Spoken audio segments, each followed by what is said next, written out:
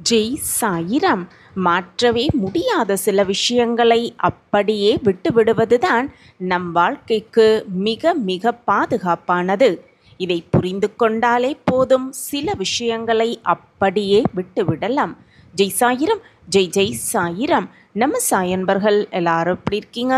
எல்லாரும் நல்லா இருப்போம். ஓம் சாயிராம். என் அன்பு பிரியமே, கண்ணீரோடு என்னிடம் கேட்டாயல்லவா? இதோ உன் கண்ணீருக்கு, உன்னுடைய கேள்விக்கு பதில் கூறவே உன்னப்பா உன்னை தேடி வந்திருக்கிறேன். என்னை நிராகரித்து விடாதே என் பிரியமே. நிராகரித்து விட்டால் பின் நீதான் வருத்தப்படுவாய். என் அன்பு பிரியமே, எப்பொழுதுமே எல்லோர் மீதும் கோபப்பட்டு கொண்டே இருக்காதே என் பிரியமே. உனது வாழ்வு என்பது மிக மிக சிறியது. அதை வாழ்ந்து முடிப்பதற்குள் எல்லோரிடமும் எவ்வளவு அன்பாகவும் அக்கறையாகவும் சந்தோஷமாகவும் வாழ முடியுமோ அப்படி வாழ்ந்துவிட்டு போவதுதான் உண்மையான சந்தோஷம். மற்றவர்களின் அன்பை உணர்வதும் உன்னுடைய அன்பை மற்றவர்களுக்கு உணர்த்துவதும் தான் வாழ்க்கை. அதை சந்தோஷமாக அவர்களுக்கு கொடுத்துவிட்டு தேவைப்படும் அன்பை பெற்றுக்கொண்டு சந்தோஷமாக வாழ்வதுதான் வாழ்க்கை.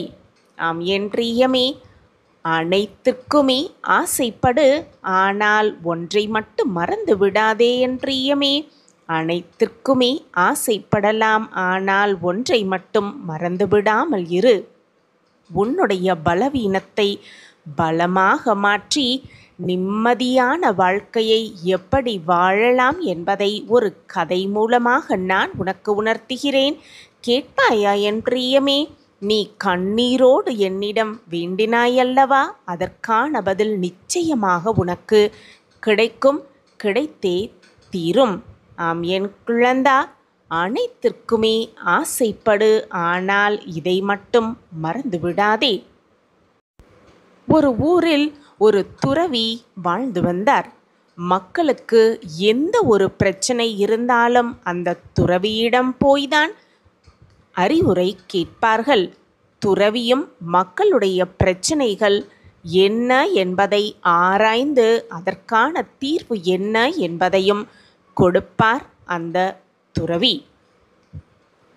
இதனால் மக்களிடம் மிக மிக பிரபலமாகவும் இருந்தார் அந்த துறவி. துறவியின் புகழ் அந்த ஊர் மட்டுமில்லாமல் நாடு முழுவதும் பரவ ஆரம்பித்தது. இந்த செய்தி ராஜாவுடைய காதிற்கும் சென்றது. நாட்டுடைய ராஜாவுக்கும் பல நாட்களாக ஒரு தீராத பிரச்சனை இருந்து வந்தது. துறவியை சந்தித்தால் நமக்கும் ஒரு தீர்வு கிடைக்கும் என்று நினைத்த அந்த ராஜா துறவியை சந்திப்பதற்காக சென்றார். துறவியோ ராஜாவுடைய பிரச்சனைக்கான ஒரு தீர்வையும் கூறினார். அவர் நினைத்த மாதிரியே சிறிது நாட்களிலேயே அவருடைய பிரச்சனை அனைத்துமே சரியானது. இதை பார்த்து மகிழ்ச்சியடைந்த ராஜா, இவர்தான் உண்மையான துறவி, இவர்தான் மகத்தான துறவி, இவர் மாதிரி யாருமே இருக்கவே முடியாது. இவருக்கு வேண்டியது என்னென்னவோ அதை கண்டிப்பாக நாம் செய்தே ஆக வேண்டும் என்பதை முடிவு செய்து ராஜா தன்னுடைய ராஜ பரிவாரங்களோடு அந்த துறவியை சந்திப்பதற்காக அந்த காட்டுக்கு சென்றார். துறவியும் தக்க மரியாதையோடு ராஜாவை வரவேற்று உபசரித்து உட்காரவும் வைத்தார். ராஜா பேசினார். துறவியே, உங்களால் என்னுடைய பிரச்சனை சரியாகிவிட்டது, மிக மிக நன்றி என்று கூறினார். அதற்கு துறவியும், பரவாயில்லை ராஜா, இது என்னுடைய கடமை என்று சொன்னார். அதற்கு, ஏதாவது உங்களுக்கு நான் செய்ய விரும்புகிறேன் துறவியே, நீங்கள் என்ன வேண்டுமானாலும் கேளுங்கள் என்று ராஜா கூறினார். அதற்கு துறவி சொன்னார், இது என்னுடைய கடமை. உங்கள் பிரச்சனை தீர்ந்ததில் எனக்கு மிக மிக ஆனந்தம். ஆனால் அதற்காக எனக்கு எதுவுமே வேண்டாம் என்று மறுத்துவிட்டார் துறவி. அவர் மறுத்தாலும் ராஜா அவரை விடவே இல்லை. ஏதாவது கேட்டே ஆக வேண்டும், நான் உங்களுக்கு கொடுத்தே தீர வேண்டும் என்று சொன்னார் ராஜா. ஆனால் துறவி மறுபடியும், இல்லை, நானே ஒரு துறவி, எனக்கு எதுவுமே வேண்டாம் என்று மறுத்துவிடுகிறார். இதை பார்த்த ராஜாவுக்கு மனதிற்குள் ஒரே சந்தோஷம். என்ன ஒரு துறவி இவர்! ஒரு ராஜாவாக நானே நேரடியாக வந்து கேட்டது எல்லாம் கொடுக்கிறேன் என்று சொல்லியும் எதுவுமே வேண்டாம் என்று சொல்கிறாரே, இவர்தான் உண்மையான துறவி. இவரை மாதிரி இந்த உலகத்திலேயே வேறு யாருமே இருக்க முடியாது என்று நினைத்து கொள்கிறார். உடனே துறவி, என்னுடைய ஆசை உங்களுக்கு ஏதாவது கொடுத்தே ஆக வேண்டும், நீங்கள் கண்டிப்பாக என்னிடம் ஏதாவது கேட்டே ஆக வேண்டும் என்று வற்புறுத்தி செய்கிறார். அதற்கு துறவி வேறு வழியே இல்லாமல், சரி ராஜா, எனக்கு மிக நாட்களாக அரசராக வேண்டும் என்ற ஆசை வருகிறது, உங்கள் அரச பதவியை என்னிடம் கொடுத்து விடுங்கள் என்று கூறுகிறார் துறவி. இதை கேட்ட ராஜாவுக்கு ஒரே அதிர்ச்சி. இவ்வளவு நேரம் எனக்கு வேண்டாம் வேண்டாம் என்று சொன்ன துறவியாயிவர், துறவிக்கு அரசராக வேண்டும் என்ற ஆசையெல்லாம் இருக்குமா என்று மனதிற்குள் நினைத்து கொண்டார் ராஜா. சரி, நாம் வற்புறுத்தினதால்தான் ஏதாவது கேட்கணும் என்பதற்காக, ஒரு விளையாட்டிற்காக இப்படி சொல்லியிருப்பார் என்று நினைத்த ராஜா, சரி துறவியே, நான் உங்களை இந்த நாட்டுடைய அரசராக்குகிறேன் என்று சொல்லி தன்னுடைய தலையில் இருந்த மகுடத்தை கழட்டி அந்த துறவியிடம் கொடுத்தார் ராஜா. துறவியும் எந்த மறுப்பும் சொல்லாமல் அந்த மணிமகுடத்தை எடுத்து தன்னுடைய தலையில் வைத்து கொண்டார். இப்பொழுது நான் இந்த நாட்டின் அரசர், நீங்கள்தான் என்னுடைய முதன்மை ஆலோசகர், நீங்கள் எப்பொழுதும் என்னுடன் இருக்கணும் என்று கட்டளையிடுகிறார் துறவி. ராஜாவும் சரி என்று ஒப்புக்கொள்கிறார். துறவி ராஜாவை பார்த்து, என்னுடைய ரதம் எங்கே, உடனே நாம் அரண்மனைக்கு போகலாம் என்று கேட்கிறார். ராஜாவும் வியப்போடு, என்னடா இவ்வளவு நேரம் சாதுவாக பேசிக்கொண்டிருந்த துறவி நம்மிடம் கட்டளையெல்லாம் போடுகிறாரே என்று குழப்பம் அடைகிறார். பிறகு ராஜாவே நேரடியாக போய் அந்த ரதத்தை எடுத்துக்கிட்டு வரார். துறவியும் கம்பீரமாக அந்த ரதத்தில் போய் உட்கார்ந்து கொள்கிறார். ராஜா அந்த ரதத்தை ஓட்டியவாறு மனதிற்குள் நினைத்து கொண்டிருக்கிறார். துறவி அரண்மனைக்கு போய் என்ன பண்ண போகிறார் என்று பார்க்கலாம் என்று இருக்க, ஏதாவது ஒரு மரத்திற்கு அடியிலேயோ தூணுக்கு பக்கத்திலேயோ உட்கார்ந்து தியானம் செய்யும் அவர் எப்படி அரசை நடத்தப் போகிறார் என்று நினைத்து கொண்டே ரதத்தை ஓட்டி கொண்டிருக்கிறார் ராஜா. இருவருமே அந்த அரண்மனையை அடைந்தார்கள். அரசர் அந்த துறவிக்கு ராஜ மரியாதையெல்லாம் கொடுக்கிறார். தான் கொடுத்த எதையுமே வேண்டாம் என்று கூறுவார் என்று நினைத்த அரசருக்கு பெரிய ஏமாற்றம். துறவி அங்கிருந்த எல்லாற்றையுமே எடுத்து வயிறார ரசித்து ருசித்து சாப்பிடுகிறார். ராஜா துறவியிடம் அரண்மனையில் போய் உட்கார சொல்கிறார். துறவியும் போய் அரசரின் அரியணையில் உட்கார்கிறார். அரசர் படுப்பதற்காக பெரிய அறையும் பஞ்சு மெத்தையும் தயார் பண்ணுங்கள் என்று சொல்கிறார். அதே மாதிரி ஒரு பஞ்சு மெத்தையை தயார் செய்கிறார்கள். அந்த மெத்தையில் துறவி படுக்கவே மாட்டார் என்று நினைத்த ராஜாவுக்கு மறுபடியும் ஏமாற்றம். துறவி முழு மனதோடு அந்த பஞ்சு மெத்தையில் போய் உறக்கம் கொள்கிறார். அவரை சுற்றி இருக்க பணிப்பெண்களெல்லாம் அவருக்கு தாமரை வீசுகிறார்கள். அதற்கும் துறவி எதுவுமே சொல்லவில்லை. இதை பார்த்த ராஜா ஒரு கட்டத்தில், இவர் நிஜமாகவே துறவிதானா அல்லது துறவி வேஷத்தில் இருந்த சாதாரண மனிதனா என்ற சந்தேகமும் அவருக்குள் உருவாகிறது. அது மட்டுமில்லாமல் அந்த துறவியும் நாளுக்கு நாள் ராஜா அனுபவிக்கிற உடையிலிருந்து அனைத்தையும், அதைவிட முக்கியமாக ராஜ மங்கைகள் ஆடுகிற நடனத்தை பார்த்து கைத்தட்டி ரசிக்கவும் செய்கிறார். இதை பார்த்த ராஜாவுக்கு அந்த சந்தேகம் இன்னும் அதிகமானது. உண்மையிலேயே அவர் துறவி கிடையாது, சாதாரண மனிதன்தான். நம்மை ஏமாற்றி இந்த அரசர் பதவியை ஏற்றுக்கொண்டுவிட்டார்.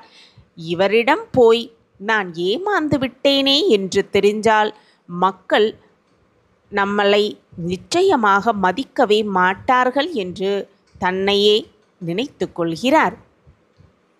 அவருடைய அமைதியும் போய்விட்டது, சந்தோஷமும் போய்விட்டது, முக்கியமாக அவருடைய மன நிம்மதியும் போயே விட்டது. இப்படியே நாட்கள் நகர்கிறது. துறவியும் ராஜ வாழ்க்கையை ஆனந்தமாக அனுபவித்து கொண்டே இருக்கிறார். ராஜா இதனால் நிம்மதியில்லாமல் இருக்கிறார். 3 மாதம் முடிந்ததும் ராஜாவால் அதை தாங்கவே முடியவில்லை. துறவியிடம் எப்படியாவது நேரடியாக கேட்டே ஆக வேண்டும் என்று நினைத்த ராஜா துறவியை போய் சந்திக்கிறார். துறவியும் அரசரே என்ன விஷயம் என்று கேட்கிறார். துறவியே, நீங்கள் உண்மையாகவே துறவிதானா? எனக்கு உங்களை பார்த்தால் சந்தேகமாக இருக்கிறது என்று சொல்கிறார். இத்தனை நாள் இல்லாத சந்தேகம் இப்பொழுது ஏன் உங்களுக்கு வந்தது என்று துறவி கேட்கிறார். இல்லை துறவியே, உங்களுக்கு நன்றி சொல்ல வந்த அந்த நாளிலிருந்தே இந்த சந்தேகம் எனக்கு இருக்கிறது.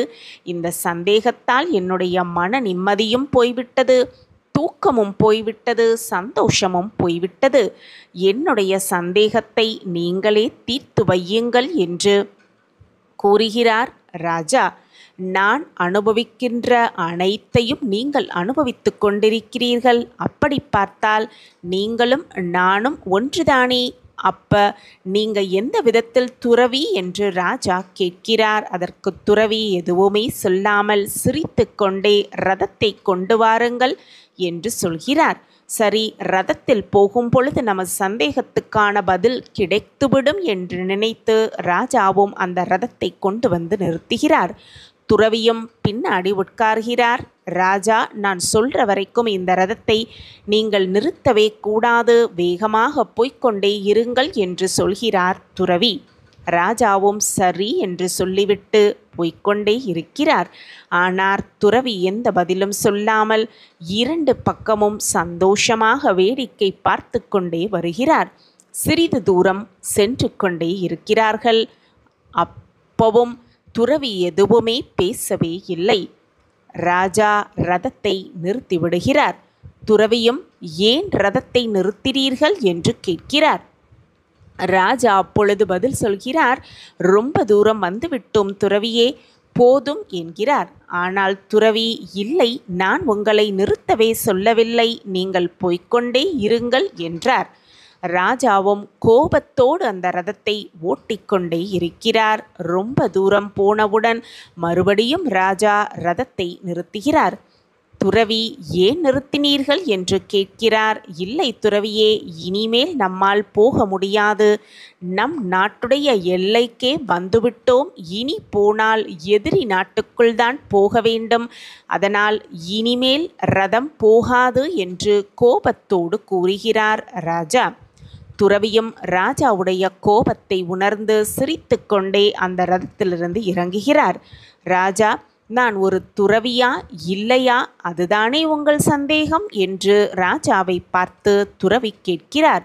ராஜாவும், ஆமாம், அதுதான் என்னுடைய சந்தேகம். நீங்கள் அனுபவிக்கிற அனைத்தையுமே நானும் அனுபவிக்கிறேன். அப்படி இருக்கும் பொழுது நீங்கள் எப்படி துறவியாக முடியும், அதுதான் சந்தேகம் என்று சொல்கிறார் ராஜா. ஆமாம், அதுதான் சந்தேகம் என்று கேட்கிறார் துறவியும். இப்பவே பதில் சொல்லுங்கள் என்று கேட்கிறார் ராஜா. உடனே தன்னுடைய மணிமகுடத்தை கழட்டி துறவி ராஜாவிடம் கொடுக்கிறார். இதை பார்த்த ராஜா, இவருடைய அனைத்து தவறையும் நாம் கண்டுபிடித்ததனால் இவர் ஓடிப்போக பார்க்கிறார் என்று நினைக்கிறார் ராஜா. அதனால்தான் இந்த எல்லை வரைக்கும் வந்துவிட்டார் என்று ராஜா நினைத்து கொள்கிறார். ஆனால் துறவி தன்னுடைய நகை எல்லாம் கழட்ட ஆரம்பிக்கிறார். நகையெல்லாம் கழட்டி ராஜா கையில் கொடுக்கிறார். அதற்கு பிறகு தன்னுடைய ராஜ உடைகள் எல்லாம் கழட்ட ஆரம்பிக்கிறார். இறுதியாக ஒவ்வொன்றாக கழட்டி ராஜா முன்பாக வைக்கிறார். எதற்காக துறவி இப்படி பண்றார் என்று ராஜா கேட்கிறார். ஆனால் துறவி எதுவுமே சொல்லாமல் எல்லா துணியையும் கழட்டிவிட்டு ராஜா முன்பாக நிற்கிறார். எதற்காக துறவியே இப்படி செய்கிறீர்கள் என்று ராஜா கேட்கிறார். வாங்க ராஜா, நம்ம இந்த எல்லையை தாண்டி அந்த பக்கம் போகலாம் என்று துறவி ராஜாவை அழைக்கிறார். என்னுடைய எல்லையை தாண்டி அந்த பக்கம் வரவே முடியாது. அது மட்டுமல்ல, அது என்னுடைய எதிரி நாடு. நான் அங்கே வர முடியாது என்று ராஜா கூறுகிறார். அப்பொழுது துறவி கூறுகிறார், ஆனால் நான் இப்போ போகிறேன். எனக்கு இந்த எல்லைகள் எதுவுமே கிடையாது. நீங்கள் அனுபவிச்சாத நானும் அனுபவித்தேன். ஆனால் என்னால் அது அனைத்தையும் விட்டுவிட்டு அந்த பக்கம் போக முடிகிறது. ஆனால் ஏன் உங்களால் போக முடியவில்லை என்று ராஜாவை பார்த்து கேட்கிறார் துறவி. இதை கேட்ட ராஜாவுக்கு என்ன சொல்வதென்றே தெரியவில்லை. அமைதியாக இருந்தார். இதுதான் ராஜா, உங்களுக்கும் எனக்கும் இருக்கும் வித்தியாசம். நான் எல்லா விதமான சந்தோஷங்களையும் அனுபவித்தேன், இல்லை என்று நான் சொல்லவில்லை. ஆனால் அதன் மீது எனக்கு எந்த பற்றும் கிடையாது. நான் எந்த பொருளையும் எனக்கானதாக எடுத்துக்கொள்ளவில்லை. எதன் மீதும் என் மனது பிடிப்படவில்லை. அதுதான் எனக்கும் உங்களுக்கும் உள்ள வித்தியாசமும் வேறுபாடும் என்று துறவி ராஜாவிடம் கூறுகிறார். நீங்கள் பற்றோடு இருக்கிறீர்கள், ஆனால் நான் பற்று இல்லாமல் இருக்கிறேன். இப்பவே நான் நடந்து வேறு நாட்டிற்கு போகிறேன், போய் வருகிறேன் என்று அனுமதி கொடுங்கள் என்று ராஜாவை பார்த்து சொல்லி துறவி நடக்க ஆரம்பிக்கிறார். ராஜாவுக்கு எல்லாமே புரிகிறது.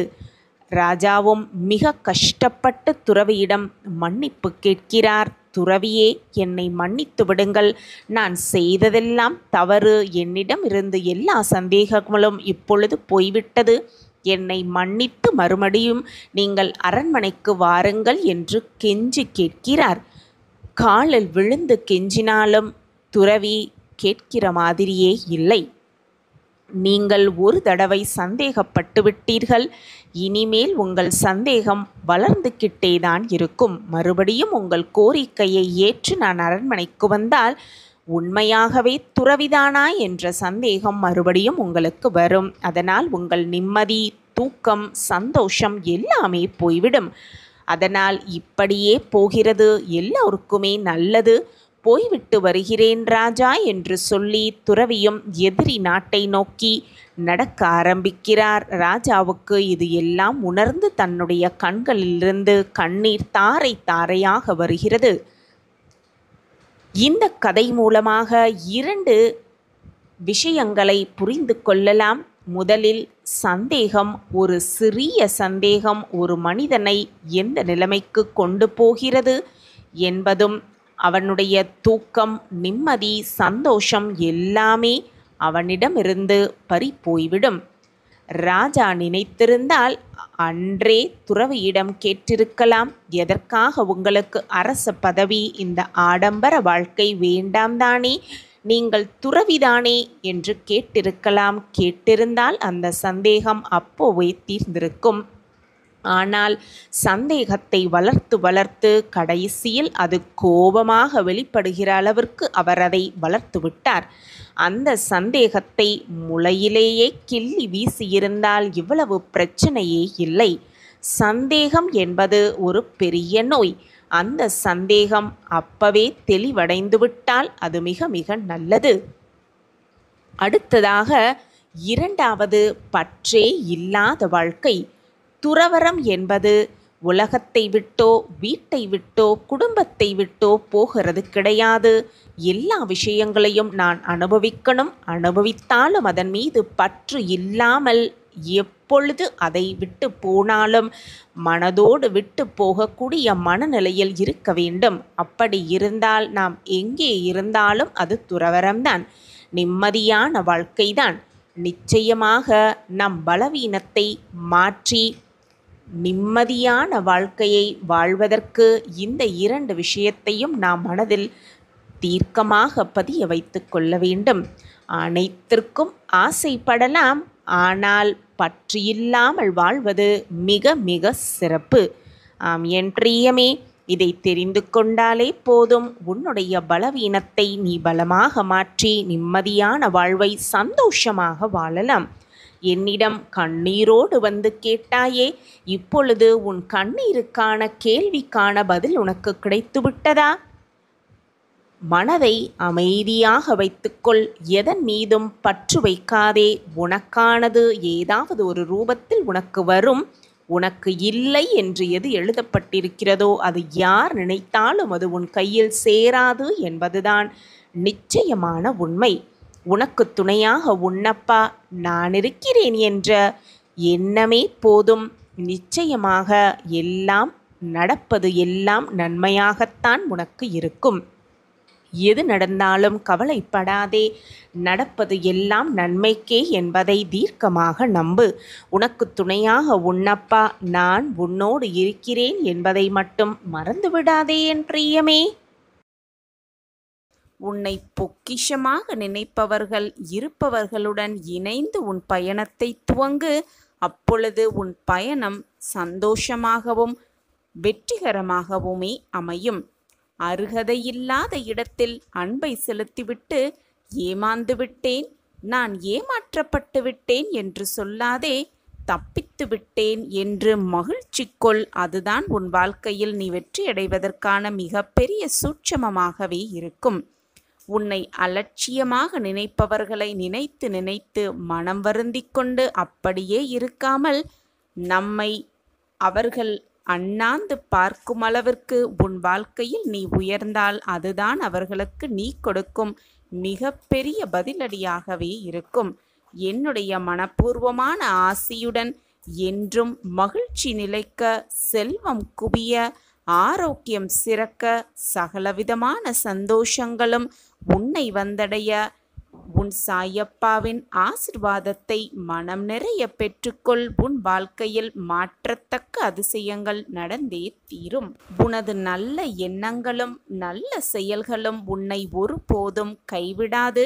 உன்னுடன் இருந்து அது உன்னை வாழ வைக்கும். உனது எண்ணங்களே உன்னை வாழ வைக்கும். நம்பிக்கையோடு இரு. நல்லதை மட்டுமே சிந்தித்து கொண்டே இரு. உன் நல்ல எண்ணங்களே உன்னை வாழ்க்கையில் மிக பெரிய வெற்றி அடைவதற்கான வழித்துணையாகவே இருக்கும். வாழ்க்கையில் மனசாட்சிப்படி நடந்தாலும் மன கஷ்டமே மிஞ்சுகிறதே என கவலை கொள்ளாதே. எவர் உன்னை நிராகரித்தாலும் நீ செய்த நன்மைகள், உன் எண்ணங்கள் உனக்கு தகுந்த பலனை அளிக்கும். உனக்கான பலனை அந்த எண்ணங்களே உனக்கு அளிக்கும். நீ செய்யும் ஒவ்வொரு தவறும் எனக்கு தெரியும். நல்வழியில் சென்று கொண்டே இரு. தீய வழியில் நீ செல்ல நேர்ந்தாலும் கூட உன்னை பார்ப்பதற்காக உன் அப்பா இருக்கிறார் என்ற எண்ணமே போதும். உன்னை தீய வழியில் கொண்டு செல்லாது. உனக்கு துணையாக எப்பொழுதும் நான் இருப்பேன். என் மீது மட்டும் நம்பிக்கையை முழுமையாக வைத்துவிடு. கடவுள் உன்னை காப்பாற்ற மாட்டார் என்று எண்ணி விடாதே. கஷ்டமான சூழ்நிலை வரும் பொழுது கடவுள் என்னை காப்பாற்ற மாட்டார் என்று எண்ணி விடாதே. நீ கடவுளின் குழந்தை. கடவுள் எப்போதும் தன் வெகுளி பிள்ளைக்காக ஓடி வருவார். என் வார்த்தைகளின் மீது நம்பிக்கை வை. தன் பிள்ளை கஷ்டப்படுவதை பார்த்து எந்த தகப்பனும் அமைதியாக இருக்க மாட்டார். ஓடோடி வந்து அதற்கான அத்தனை வேலைகளையும் செய்து கொண்டே இருப்பார். கடவுளின் அருள் உன் மீது இருக்கும்போது உன் வளர்ச்சியை உன் எதிரிகளால் கூட தடுக்கவே முடியாது. அனைத்தையும் வெற்றிகரமாக நடத்த உன் சாயப்பா உன்னோடு இருக்கிறேன் என்பதை எந்த நொடியும் மறந்து விடாதே. பல பேர் அவரவர் பிரச்சனைகளுக்கு விடிவு தேடி ஒரு நிரந்தர தீர்வு தேடி சாயப்பாவை காண்பதற்கு காத்திருக்கும் நேரத்தில் நான் உனக்கு அனுமதி அளித்திருக்கிறேன். ஏன் தெரியுமா? பல மைல்களுக்கு அப்பால் இருந்து உன்னை அழைத்து வந்திருக்கிறேன். உன்னை அழைத்து வந்ததே நான் தான். நீ பல இன்பத் துன்பங்களை தாங்கிக் கொண்டு உற்றார் உறவினர்கள் பேசுவதை செவி கொடுத்து கேட்டு அதை கொஞ்சம் கூட பொருட்படுத்தாமல் அவர்களுக்காக உன் சுபாவத்தை மாற்றிக்கொண்டு ஏளனம் செய்தவர்கள் பல பேர் இருந்தும் தன்னம்பிக்கையோடு ஒவ்வொரு பாதையாக அவசரப்படாமல் பொறுமையோடு கோபமில்லாமலும் விரக்தி இல்லாமலும் தான் என்ற அகந்தை இல்லாமலும் கடந்து வந்திருக்கிறாய் என்பது எனக்கு நன்றாகவே தெரியும். அதற்காக உன்னை நான் தேர்ந்தெடுத்திருக்கிறேன். பல மைல்களுக்கு அப்பாலிருந்து உன்னை நான் என் கைப்பிடித்து அழைத்து வந்திருக்கிறேன். உன்னுள் இருக்கும் நல்ல ஆத்மார்த்தமான செயல்களுக்காக உனக்கு அனுமதி அளித்தேன். எனது அனுமதியின்றி எவரும் என்னிடத்தில் நெருங்கக்கூட முடியாது. உனக்காக நான் எனது துவாரகா வாயிற்படியில் காத்து கொண்டிருக்கிறேன். வா பிள்ளையே, உனது கர்ம பலன்கள் அனைத்தும் உன்னை விட்டு நெடுந்தூரம் சென்று விட்டது. அனைவரும் பார்த்து வியக்கும் வண்ணம் நீ எதிர்பாராத தருணத்தில் வாழ்க்கை பாதையில் உயர்த்தப் போகிறேன் உன் சாயி தேவா. எதற்குமே கலங்காதே, உன் அருகில் நான் இருக்கிறேன். கவலைப்படாமல் இரு. இழந்ததையெல்லாம் மீண்டும் பெறப்போகிறாய். தைரியமாக இரு. நான் உனது நிழலாக எப்பொழுதும் உன் அருகிலேயே இருப்பேன். உன்னுடைய சிந்தனை முழுவதுமே சாயிநாதர் மேல் வை. உனக்கிருக்கும் பிரச்சனைகள் மேல் உன்னுடைய கவனத்தை திசை திருப்பாதே. நீ அப்படி சோகங்களையும் கஷ்டங்களையும் வேதனைகளையும் நினைத்து கொண்டிருந்தால் உன்னால் முழுவதுமாக என்னை பார்க்க முடியாது. மனதை நிம்மதியாகவும் வெறுமையாகவும் வைத்துக்கொள். தேவையில்லாத பிரச்சனையை மனதில் போட்டு குழப்பிக் கொண்டிருப்பதால் தான் இவ்வளவு வேதனைப்படுகிறாய் என்பது உன் சாயப்பாவிற்கு நன்றாகவே தெரியும். உன்னை வேதனைப்படுத்தியவர்கள், உன்னை காயப்படுத்தினவர்கள், உன் மனதை ரணமாக்கி சென்றவர்கள், உன்னை வேண்டாம் என்று உதறி சென்றவர்கள், இப்படி யாராக இருந்தாலும் நீ எப்படி வாழப்போகிறாய் என்று பார்த்து கொண்டிருப்பவர்களுக்கு மத்தியில் பிரம்மாண்டமாக மிக வெளிச்சமான வாழ்க்கையை வாழ்ந்து காட்டினால்தானே அவர்களுக்கு நீ கொடுக்கும் நல்ல பதிலடியாக இருக்கும். அதை விட்டுவிட்டு புலம்பிக் கொண்டு கண்ணீரை சிந்திக்கொண்டு தேவையில்லாமல் கண்ணீரை வீணடித்து கொண்டு அப்படியே உட்கார்ந்திருந்தால் உன் வாழ்க்கையை எப்படி வாழ்வது, எப்படி ஜெயிப்பது, எப்படி பிரகாசமாக அவர்களுக்கு வாழ்ந்து காட்டுவது? சற்று சிந்தித்துப்பார் என் பிள்ளையே. உன்னை வேதனைப்படுத்தி சென்றவர்களிடம் போய் அவர்களை வெறுத்து பேசாமல் அவர்களை பழிவாங்க வேண்டும் என்ற எண்ணத்தை உன் மனதில் கொள்ளாமல் எல்லோரிடமும் போய் நீ நன்றாக இரு என்று மனதார சொல்லிப்பார். உன்னுடைய அந்த வார்த்தையே உன்னை மிக மிக நன்றாக வாழ வைக்கும். நீ விரும்பியதே உன் வாழ்க்கையில் எல்லாமே அமையும். என் பாதத்தை பற்றி நீ வைத்த கோரிக்கைகள் நிச்சயமாக நிறைவேறும். உன் வாழ்வு புதிய இடம் நோக்கி நகரத்தான் போகிறது. இது உனக்கான ஆறுதல் வார்த்தைகள் அல்ல, இன்றைக்கு உனக்காகவே சொல்லப்பட்டிருக்கும் சத்திய வார்த்தைகள்தான். அதுதான் உன் செவிகளில் வந்து சேர்த்து கொண்டிருக்கிறது. எனவே உன் அப்பாவின் வார்த்தைகளை தவிர்த்து விடாமல் நம்பிக்கையோடு கேள் பிள்ளையே. நீ கவலையாக இருக்கும் நேரத்திலெல்லாம், உன் மனம் சங்கடப்படும் நேரத்திலெல்லாம் உன்னை சுற்றி இருப்பவர்கள் யாரையும் ஆலோசனைக்காகவும் சரி, ஆறுதல் வார்த்தைகள் கூறுவதற்காகவும் சரி தேடி போகாதே. இங்கு ஒருவன் நான் உனக்காகவே இருக்கின்றேன். உன் மனம் வேதனையாக இருக்கும் சமயத்தில் என் முன்னே அமைதியாக உட்கார்ந்து விடு. உன் மனதிற்குள் இருக்கும் உன் அப்பாவை ஆத்மார்த்தமாக நினைத்து கொண்டிரு. எப்பொழுதுமே சாயி சாயி என்று சொல்லிக்கொண்டே இரு. என்னை முழுமையாக பார். என்னுடைய ஆசிர்வாதமும் முழுமையான அன்பும் உனக்கு நிச்சயமாக கிடைக்கும். என்னிடம் இருந்து ஒரு ஆத்மார்த்தமான அரவணைப்பும் உன்னிடம் இருந்து என்னிடமும், என்னிடம் இருந்து உன்னிடமும் ஆத்மார்த்தமாக வருவதை நீயே உணர்ந்து கொள்வாய். அதன் பிறகு நீ என்னுடன் ஆத்மார்த்தமாக கலந்து விடுவாய். அப்படி செய்து பார்.